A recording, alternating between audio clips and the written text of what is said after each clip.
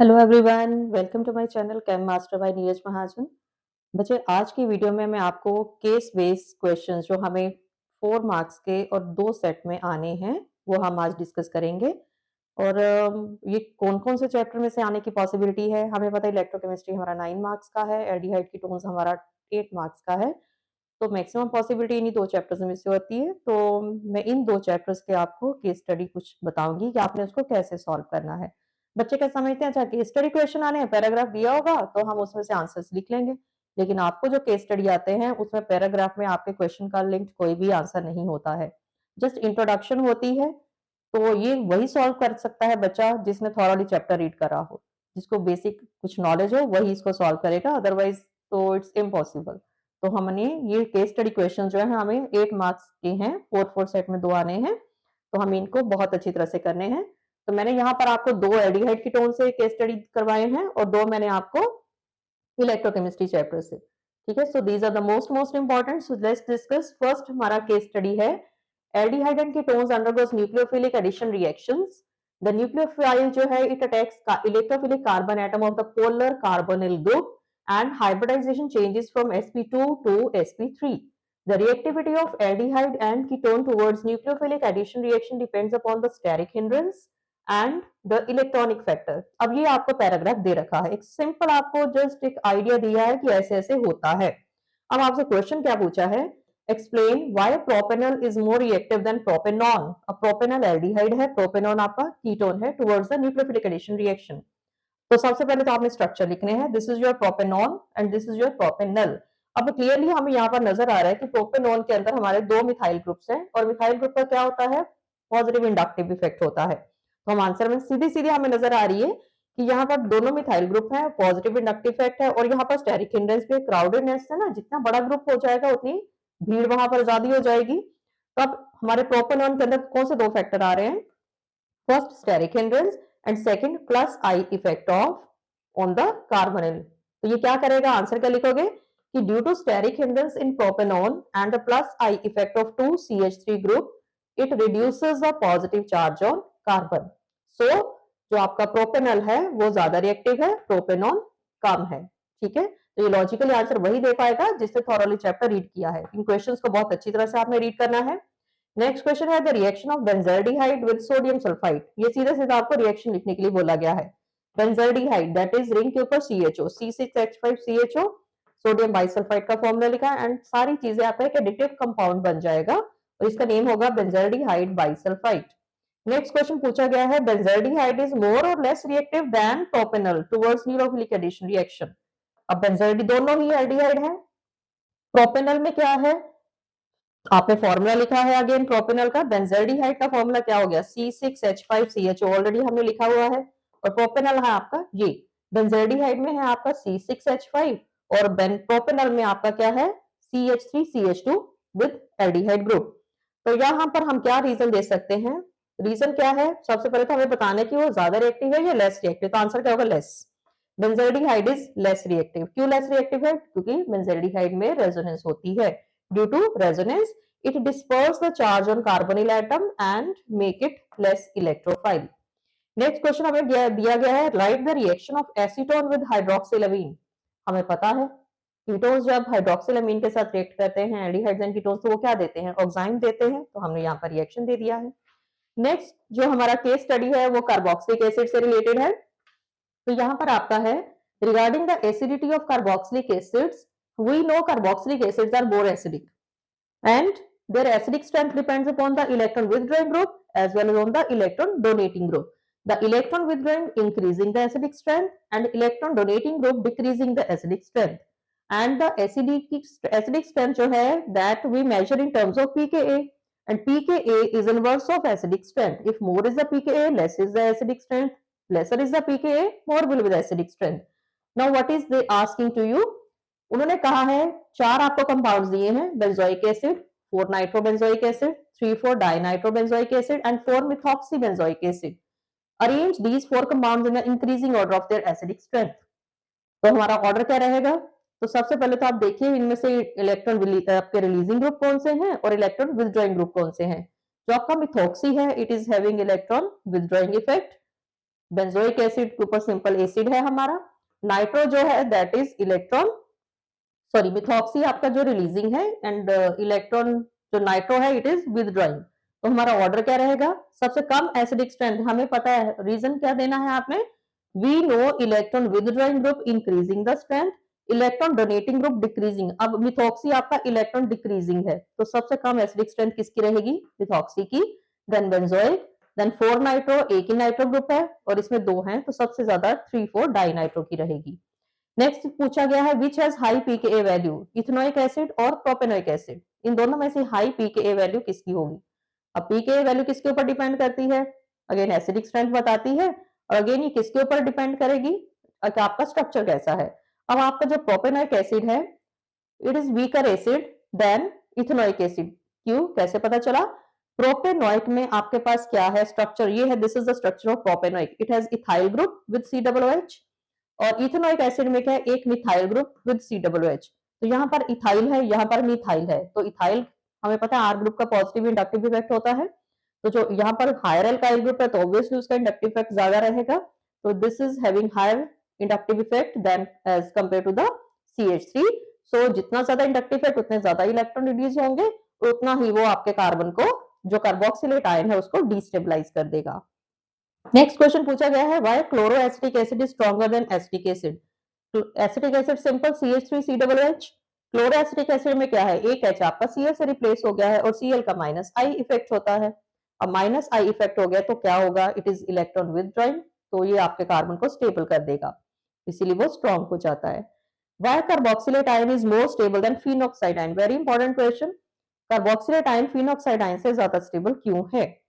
अब carboxylate ion, this is the structure of carboxylate ion. अब carboxylate ion में क्या है, जो नेगेटिव चार्ज है ये कहाँ कहाँ रोटेट करता है, दोनों ऑक्सीजन के बीच में रोटेट करता है, two oxygen having equal electronegativity. जो आपका फिनोक्साइड आयन है, वो फिनोक्साइड आयन क्या होता है, रिंग के ऊपर O नेगेटिव। अब इसमें जो आपका जो आपका नेगेटिव चार्ज है उसने कहाँ रोटेट करना है, एक तो ऑक्सीजन और दूसरा कार्बन ऑफ रिंग, तो कार्बन की इलेक्ट्रोनेगेटिविटी ऑक्सीजन से कम होती है। सो जो आपका कार्बोक्सिलेट आयन है it is more stable then phenoxide ion. तो ये दोनों आपके केस बेस्ड क्वेश्चन थे आपके एल्डिहाइड चैप्टर से। अभी मैं आपको दो केस बेस्ड क्वेश्चन करवाऊंगी आपके चैप्टर इलेक्ट्रोकेमिस्ट्री में से, जिसमें से हमें होप है कि इनमें से आएंगे, क्योंकि मैक्सिमम मार्क्स हमारे इन चैप्टर्स में से हैं। तो 5 मार्क्स के क्वेश्चन या केस बेस्ड क्वेश्चन, इन दोनों में से आने की 100% चांसेस होते हैं, तो आपने बहुत ही अच्छी तरह से इसको करना है।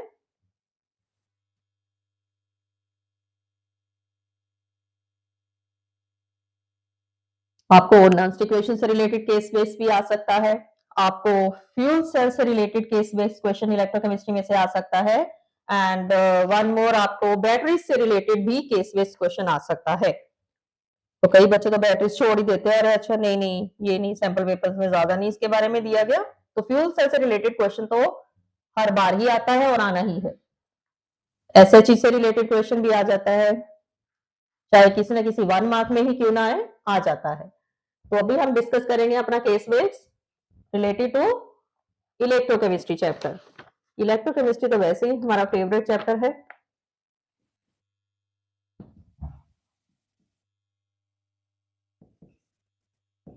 चलिए दो केस बेस्ड मैं आपको इसमें से करवाती हूँ।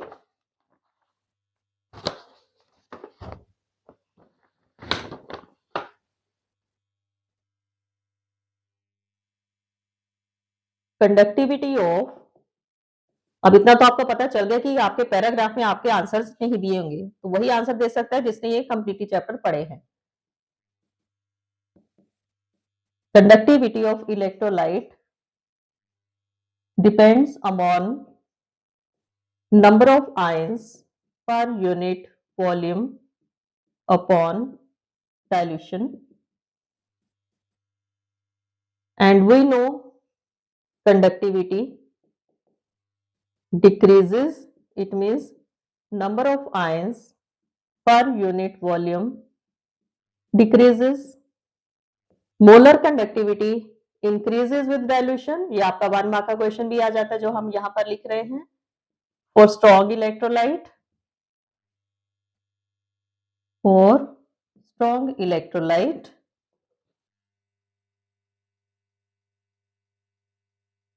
and strong electrolytes follows the equation, ये आपकी Debye Onsager equation है, ये आपको एमसीक्यूज में भी आ जाती है, आपको एग्जैक्ट एक्सप्रेशन पता होना चाहिए। For weak electrolyte molar conductivity increases with steeply, sharp और स्टीप में फर्क होता है, because alpha increases, degree of dissociation increase हो जाती है। Kohlrausch law is used to calculate the molar conductivity of weak electrolytes, हमें पता है। अब आपसे क्वेश्चन क्या पूछा गया है, फर्स्ट व्हाई डज कंडक्टिविटी का सिंबल क्या होता है, के, conductivity decreases with dilution. Answer क्या रहेगा, number of ions per unit volume decreases. Next आपसे क्या पूछा गया है, predict the nature of electrolyte, predict the nature of electrolyte if plot of molar conductivity versus root of concentration is straight line। Very very important question, ये आपका MCQs में भी आता है। Straight line with negative slope, answer क्या रहेगा, nature of electrolyte. तो nature of electrolyte इसकी क्या आ जाएगी, हमारा ये क्या रहेगा, strong, it is strong electrolyte. Strong electrolyte में आपके क्या हो सकते हैं, KCl हो सकता है, NaCl हो सकता है, ठीक है, because weak electrolyte do not show straight line, वो स्टीप देते हैं, नॉट स्ट्रेट लाइन। तो बहुत क्लियरली आपने दिमाग में रखनी है बात। नेक्स्ट आपसे पूछा गया है स्टेट कोलाश लॉ, ये तो बहुत सिंपल है। तो कोलाश लॉ क्या कहता है, कई बच्चे तो ये भी ठीक नहीं लिख के आते हैं, limiting molar conductivity of electrolyte is the sum of individual contribution of cation and anion,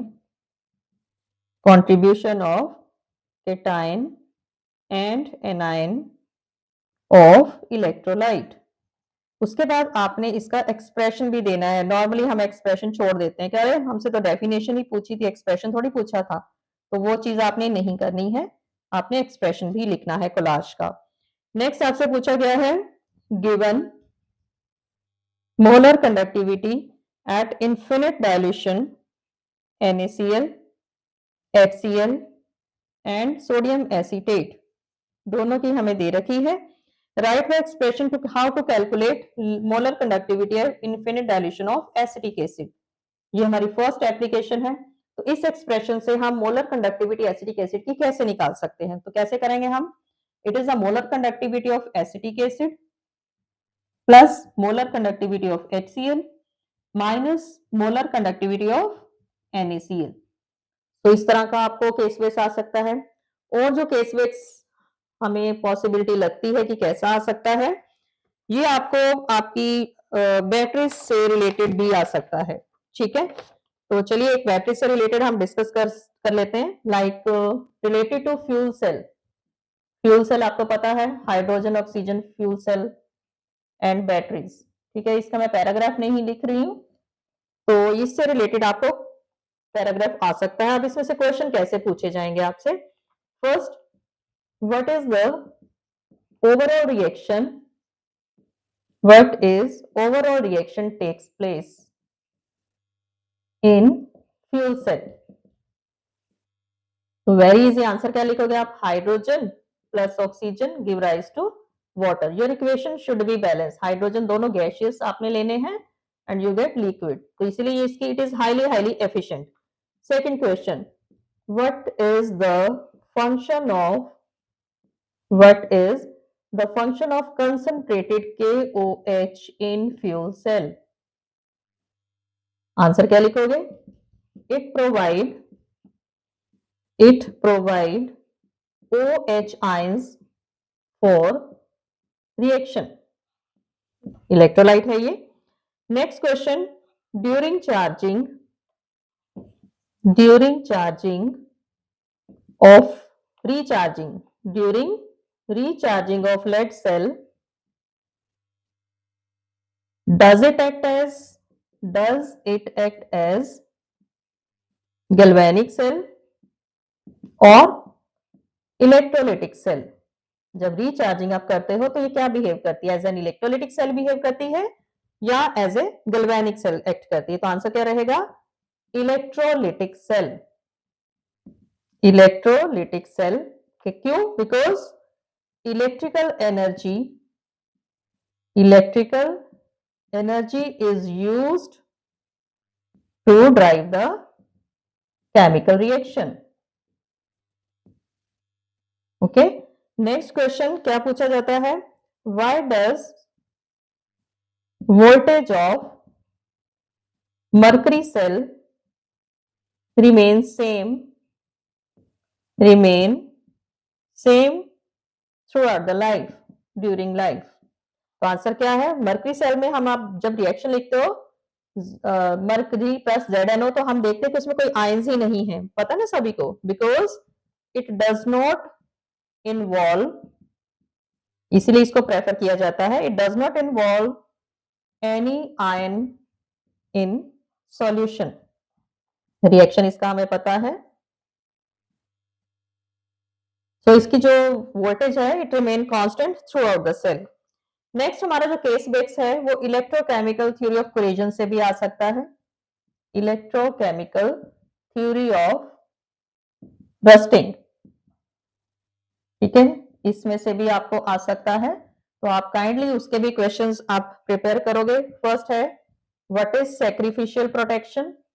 very very important question. Sacrificial protection क्या होती है? हमें पता है कि मोर रिएक्टिव मेटल जो है उसकी कोटिंग कर देते हैं, तो मोर रिएक्टिव मेटल जो है वो ऑक्सीडाइज हो जाती है इंस्टेड ऑफ आयरन, ठीक है, तो ये आपको आंसर आना चाहिए। सेकंड क्या पूछा जाता है? Why rusting occur faster in saline water? अब सेलाइन वाटर क्या होता है? Aqueous solution of salt, NaCl। तो वो क्या करता है? क्यों रस्टिंग ज्यादा होती है? हमारे शिप जो है वो इतनी जल्दी उनको कोरोजन क्यों हो जाता है? हमारे इतने मिलियन बिलियंस हमारे लग जाते हैं बनाने में, तो क्यों, कितनी ज्यादा वेस्टेज ऑफ मनी है? बट क्योंकि उनको रहना ही पानी में है and sea water is always salty, तो उनको कोरोजन होता है because NaCl act as an electrolyte, ठीक है। तो आपका ये भी क्वेश्चन आपको बहुत बहुत इंपॉर्टेंट है। Corrosion occur fast in saline water, ये आपका इलेक्ट्रोकेमिकल थ्योरी ऑफ रस्टिंग के पैराग्राफ में से आपको ये क्वेश्चंस आ सकते हैं। तो आंसर क्या लिखोगे इसका? NaCl contain Na positive and Cl negative ion increases the conductivity.